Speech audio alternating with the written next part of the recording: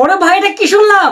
শাকিব খানের বরবাদ সিনেমার প্রযোজক সুমি ম্যাডাম তিনি বলতেছে আমি আবারও বরবাদ সিনেমার চেয়ে বিগ ধামাকা, বিগ বাজেটের, মানে বরবাদ সিনেমার টাকাটা যত টাকা ছিল তার চেয়ে বেশি বাজেটের সিনেমা তিনি আবারও বানাবেন শাকিব খানকে দিয়ে, এবং এই সিনেমাটা মুক্তি পাবে সামনে রোজার ঈদে, এমনটাই বলতেছে। কিন্তু ইকবাল টাকলা বলছিল বরবাদ সিনেমার প্রযোজককে আর খুঁজে পাওয়া যাবে না, তিনি বরবাদ সিনেমার টাকা উঠাইতে পারেন কিনা ওনার নাকি সন্দেহ আছে।